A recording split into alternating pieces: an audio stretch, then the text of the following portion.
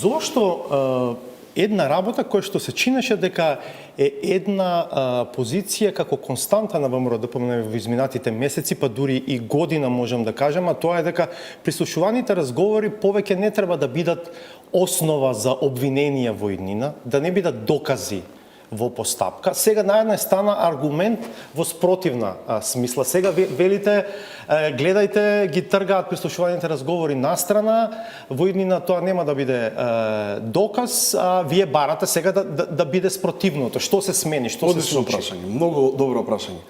Зарем не гледате дека има двојни стандарди? Зарем не гледате дека ВМРО-ДПМНЕ која беше целосно под прогон, требаше се да важи во држава?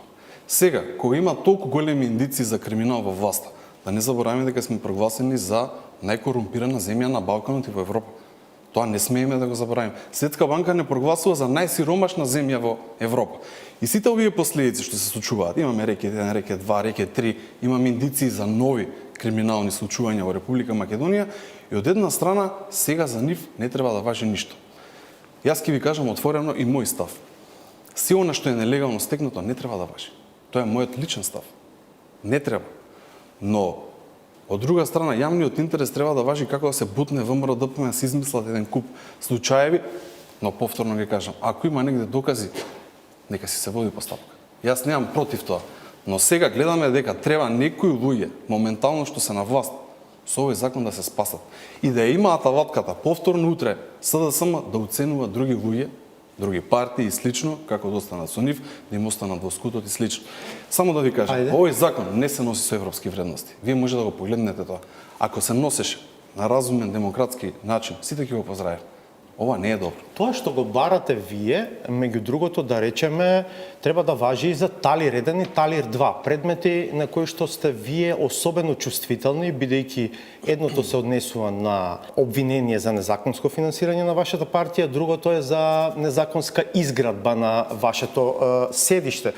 Така што ако барате прислушувани разговори да продолжат бидат докази, тоа да речеме важи за Талир 1 и за Талир 2 исто така. Не, ние го наметнуваме прашањето прво и основно. Дали за ВМРО-ДПМНЕ треба да има посебен закон, каде што ќе се гони и све ќе биде прифатено, а СДСМ да се донесе закон каде што за нив нема да прифатат. Ја не правам паралела кој треба биде ослободен од докази или од некакви прислушкувани материјали и слично. Јас ви ја кажувам дилемата што сега лебди во воздухот. Зашто да има двојни аршини? Зашто да имаме, како да ви кажам, ова е срамота што се прави. Значи секоја влада ќе си носи посебен закон за утре што да заштити. Не е во ред. Ова не се европски вредности. Па како ние ќе продолжиме да градиме општество ако секоја влада си носи ваков закон? Или од друга страна, што е пострашно, владата, врвот на СДСМ, знае и свесни се дека ќе имат многу кривични пријави за нив.